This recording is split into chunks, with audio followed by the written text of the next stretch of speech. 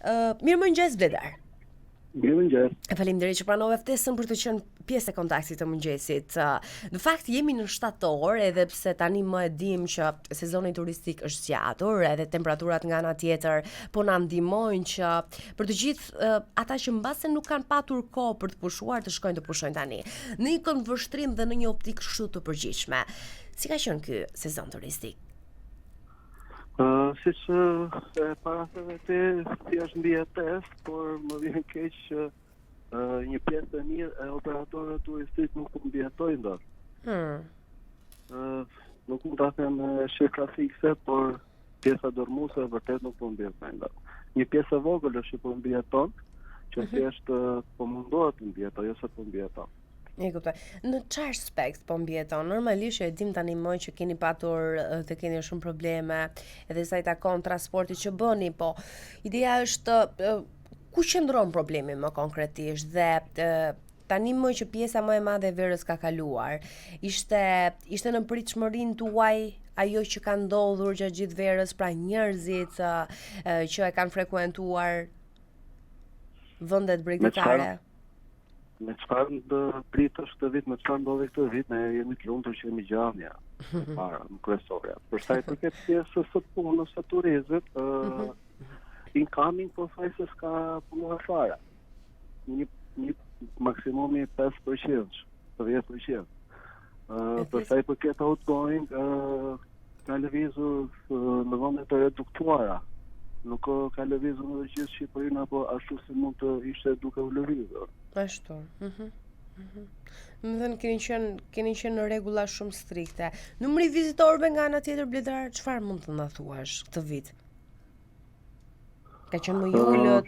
Ka qenë shumë i ulët, realisht. Ka qenë shumë i ulët për disa faktorë. E para është frika e Covid. E dyta është edhe ekonomia. E treta nuk është kapaciteti, nuk ka Shqipëria kushtet e duhura për një turizëm të mirëfillt. Nuk i ka vërtet, nuk ka hoteleri, nuk ka shërbim. Nuk ka shërbim. E kuptoj. Nuk ka shërbim. E kuptoj. Ndërkohë, nëse mund për ta marrë dhe pak më pozitivitet këtë bisedë, cilat kanë qenë vendet të cilët janë frekuentuara më shumë nga vizitorët këtë vit, nëse mund të na tregosh diçka më tepër. Të gjithë shqiptarët kërkojnë Drimadë dhe Mirë. Të gjithë për Prishtinë dhe Thesit. Por këto dy destinacione, tre destinacione mund të quajmë nuk ka kapacitet për gjithë Shqipërinë. Apo për gjithë Kosovën, siç po lëvej pak më parë. Kështu që në këto tre destinacione nuk mund të shkonte gjithë Shqipëria, pasi është vend shumë kanë kapacitet shumë të vogël për të përballuar të gjithë.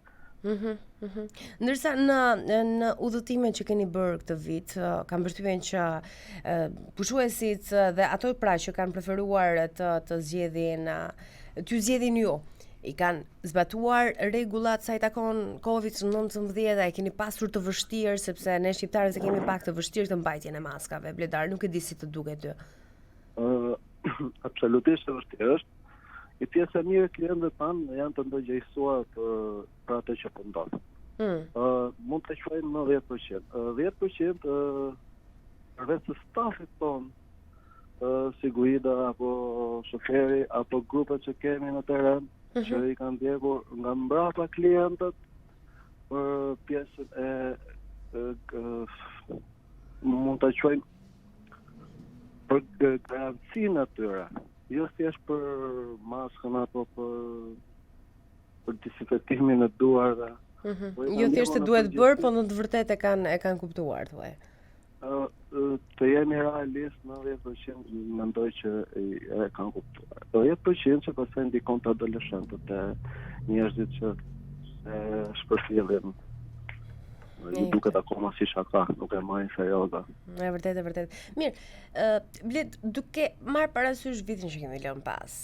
Jemi në vitin 2020, ndërsa në një kështu pasqyrim të përgjithshëm që mund të më bësh tani më sa i takon humbjeve që keni pasur këtë vit, sa i takon Covid-19, për shkak të Covid-19, jo në shifra, por duke sjellë diçka të përafërt. Atëherë, si agjenci turistike, si tur operator, shqiptar, mund të quaj që jemi 80% në humbje. Për sa i përket transportit turistik, transporti turistik zyrtarisht vlerësohet 20%. Edhe ku punon, edhe ku nuk punon, por transporti, autobusat mund të quaj, kur nuk punojnë, dëmtojnë akoma më tepër se sa punojnë. Është një autobus, një mjet transporti turistik është një fabrikë më vete. Që në çastin që fiket, është shumë e vështirë për ta ndezur më. Dhe ne thjesht kemi munduar që t'i mbajmë të ndezur, por është vërtet e pamundur. Kostot financiare kanë ndjeshëm këtë vit? Absolutisht që po. Sinqerisht, unë apo i gjithë stafi jon jemi të lumtur që jemi gjallë. Pastaj sa i përket punës, do të thënë thjesht e kemi marrë me sportivitet se zëm gjithmonë që shikoj se edhe mund mos ishim gjallë. Kam përshtypjen që ngushëlloheni dhe pak me faktin që nuk jeni vetëm ju, por tani më kjo është një problem global, ë? Absolutisht, kjo është kryesorja që na shtyn, por duke parë të tjerët ne ndjehemi akoma më keq. Është zinxhir, është e lidhur çdo gjë. Është përveç se kombëtare, është edhe ndërkombëtare, është globale. Mirë, të ndalim mbi pak të ndihma që ju ka dhënë qeveria. Kemi patur paketën e parë, kemi patur paketën e dytë, kemi patur paketën e tretë. Çfarë bëhet? Sa ju ka ndihmuar? Nuk e di paketën e parë, të dytë apo të tretë, po di që ne jemi ndihmuar. Keni marrë ndonjë lekë, kam fjalën? Ndonjë ndihmë? Një pjesë e stafit ka marrë 40.000 lekë të reja, që kur ka filluar Covid deri në sot. Nuk e di, bësh fjalë që do merrni edhe 26.000 lekë të reja me statusin shofer, por më duket janë përjashtuar se nuk janë shoferë urbani apo interurbani, por këta shoferë ato quhen shofera turistik dhe këta nuk e përfitokan të pjesën që DPRTSH-ja do të na kanë vjerë. Përveç kësaj absolutisht nuk e di çfarë është ndihma tjetër. Na tha kryeministri që do përfitonin si taksa dëmtore, zbritja e TVSH-s, disa gjëra të tjera, me çfarë po shikojmë më duket se prapë ne sikur si jemi të njerëz, nuk jemi të nënës. Kanë përjashtuar prapë edhe kjo. Ju kanë. Ndërkohë, çfarë do bëni? Sepse kam përshtypjen janë njerëz, janë krye familjar të cilët janë në vende pune. Kështu që keni menduar mbas se ndonjë protestë tani më kemi sezoni turistik po mbaron, nga ana tjetër vijojnë udhëtimet tek ju edhe gjatë stinës së dimrit apo jo, kështu që duhet merret parasysh dhe kjo gjë, kam përshtypjen. Para dhe më kryesorja që nuk e di, e kemi harruar fjalën sezon turistik. Se nuk kishte një sezon turistik. Për sa i përket pjesës tjetër, kam dëgjuar edhe për sa fol edhe pak më para për çeka për polakët, kanë në datën 1 kanë mbaruar që të gjithë pa përjashtim. Për sa i përket protestës, absolutisht që po organizohet një protestë shumë e fuqishme, por nuk mendoj që do kryejmë punë një protestë shumë e fuqishme. Mendoj që shteti duhet ta rishikojë turizmin sinqerisht dhe vërtet, se vetëm fjalë po dëgjojnë deri tani. Turizmi më i prekur, më i kanosuri, më në hall po vdes. Turizmi më i vdekur, më i kanosur, më në hall po vdes, por nuk po shikojmë nga shteti një kombëtare që t'ia hedhë këtij turizmi që ta shpëtojë mos të vdesin, mos të mbytet. Dhe realisht 50% deri tani janë mbytur.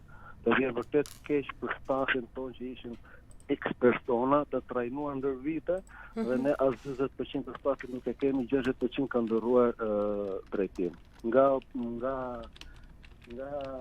operatorë turistik kanë filluar në mënyra të ndryshme pune, që vërtet të vjen keq dhe është rëngjese që ti shikosh atje ku punojnë, por janë të detyruar që të nxjerrë mënyrën e jetesës, se nuk mund të mbahet mënyra e jetesës pa të ardhur. E vërtet, edhe pse realisht Pritet një protest realisht nga të gjithë. Për sa i përket fushës së turizmit, se nuk ka punuar, nuk mendoj që dikush ka punuar në këtë sezon. Thjesht janë munduar të gënjehen të mbajnë veten me garjet. Po, shiko, edhe kjo mënyra se si mund të gënjehen, edhe kjo është, kam përshtypjen që më mirë asgjë se pak bën diferencë. Nuk besoj se shiko, janë amortizuar. Ne kemi partner grek, ta them sinqerisht, partner grek, që nuk e morën mundimin fare të dilnin në punë, se e shprehin një shprehje shumë të thjeshtë. Më mirë humbas 5 lekë dhe nuk e hap fare, se sa të humbas 25 nuk e hapur. Ja, vërtet. Dhe pavarësisht se këta do të prapë nuk kanë lidhje me ne grekët, absolutisht. Absolutisht fare, në asnjë lloj drejtimi nuk kanë lidhje me ta. Vërtet. Si nga ndihmat e shtetit, si nga gjitha drejtimet, si nga masat e marra, nuk e di, unë habitem sinqerisht vetëm në Shqipëri, të Covid jo në që ka i të mërshëm, Covid i këtë tjeve si më ka i të mërshëm. Më bëri përshtypje teksa më the për pjesën e protestave, realisht nuk mendon që do zgjidh gjë? Cilët janë kërkesat që keni menduar, mbase ndoshta dhe nuk e keni menduar, po cilët janë kërkesat që do i kërkoni kryeministrit Rama? Po të paktën të mbaj ato që ka folur. Thjesht të mbaj premtimet që ka folur.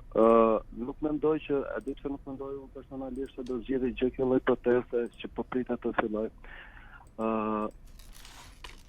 Nuk është gjë një duke vrarë veten, se këta do dalin të djegin mjetet e veta, do djegin autobusat e vet, se realisht nuk ju duhen.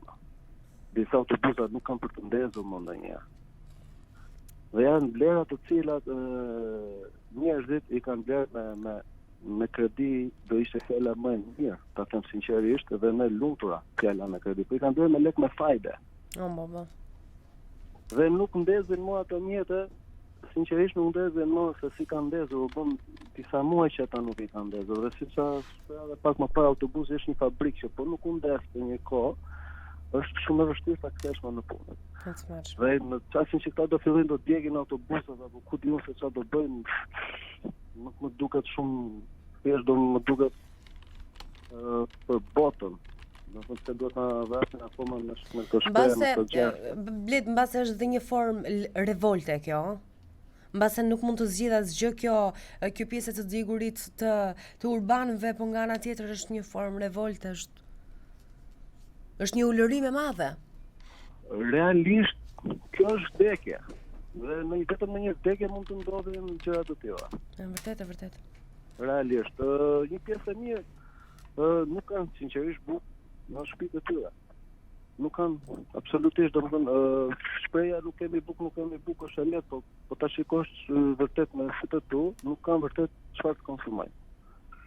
Dhe në këtë çondën të pjesa që ti nuk të vëjmë se tas një gjë më. Vërtet. Edhe çfarë bën e djeg atë që ke, e hedh atë që ke që të paktën të ngushëllosh ai që i ke borxhin që nuk ka më se do gjë, kështu që më lësh tani, mos më shqetëso më kur ti kem lekë do të jap. Është një situatë jo e mirë, fatkeqësisht që po jetojmë. Ngushëllohemi me faktin ashtu sikurse e tham dhe pak më lart nga ana tjetër që nuk jemi ne të parët as të fundit, por të paktën ne bëjmë pak diferencë në lidhje me atë çka na ofron qeveria që është vëzhduar në kokë. Gjithsesi, nuk e di në sektorët e tjerë, por ne themi që jemi gjallë, personalisht, jo biznesi. E kuptoj. Mirë, ne kemi mbërritur në fund të kësaj bisede. Unë të falenderoj shumë për gjithçka the, edhe pse është një situatë jo e mirë ajo që kemi kaluar të gjithë, aq më tepër për ju që e keni punë të përditshme. Faleminderit, të uroj suksese në vazhdim dhe ditë të mbar paç. Faleminderit, ditë të mbar edhe ju.